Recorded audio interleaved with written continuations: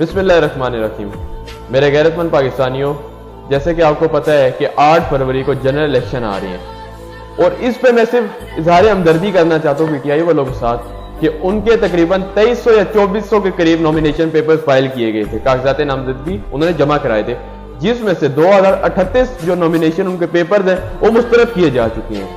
اور یہ جو 2400 جتنے جو ان کے کاغذات نامزدگی تھے، یہ ایک ریکارڈ بنا تھا ایک پارٹی کی طرف سے کہ اتنے زیادہ امیدوار آئے ہیں، اور مسترد کرنے کا یہ ایک اور ریکارڈ بن گیا کہ 2000 سے زائد، اور وہ بھی ایک پارٹی کے رہنما 2000 ان ساروں کی مسترد کر دی ہیں۔ یعنی کہ آپ اس الیکشن کو کیسے مان سکتے ہیں کہ ایک ملک کی بڑی سیاسی پارٹی اس کو آپ سائیڈ پہ لگا رہے ہیں، اور جو باقی پارٹیاں جو چھوٹی ان کے آپ کاغذات نامزدگی فوراً وہ منظور کر رہے ہیں۔ تو میں چاہتا ہوں کہ آپ اس کے اوپر ایکشن لیں، اور یہ جو مسترد کرنے والا اچھا صنم جاوید جو مریم نواز کے مقابلے میں لاہور میں کھڑی ہو رہی تھی، اب اس کا کاغذات نامزدگی مسترد کیا کیوں ہے؟ یہ آپ وجہ سنیں۔ اس کا مسترد اس وجہ سے کیا ہے کہ جی اس نے بجلی کا بل ہی نہیں ادا کیا۔ اب میں سے پوچھتا ہوں کہ آپ کو کس طرح پتا جی اس نے بجلی کا بل دیا ہے کہ نہیں؟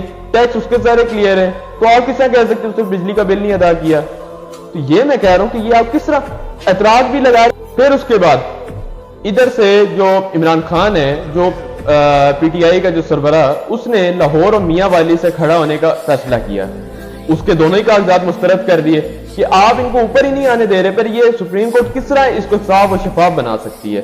آپ اس چیز کو سوچیں، یہ صاف اور شفاف الیکشن نہیں ہوں گے، اس کو کوئی قبول نہیں کرے گا۔ یہ آپ اس بات کو ذہن میں بٹھا لیں، اس کو کوئی قبول نہیں کرے گا، اور یہ ملک میں سٹیبلٹی نہیں لائے گی۔ اگر جب آپ صاف اور شفاف الیکشن کرائیں گے تو اس ملک میں سٹیبلٹی آئے گی، جب سٹیبلٹی آئے گی تو ڈالرز آئیں گے تو ڈالر کی جو ویلیو ہے وہ کام ہوئے گی اور روپے کی قدر میں اضافہ ہوگا۔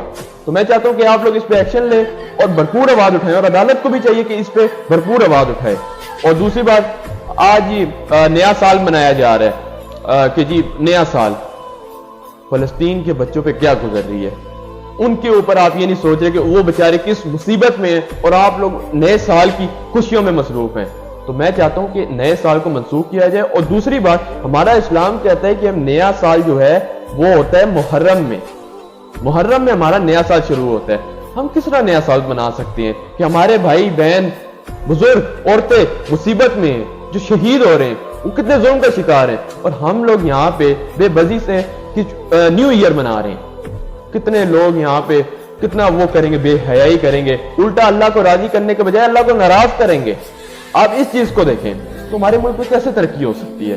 تو میں چاہتا ہوں کہ فلسطین کو اپنی دعاؤں میں یاد رکھیں، اور جو الیکشن ہونے جا رہے ہیں کوشش کریں کہ اس الیکشن کو شاف اور شفاف بنا سکیں۔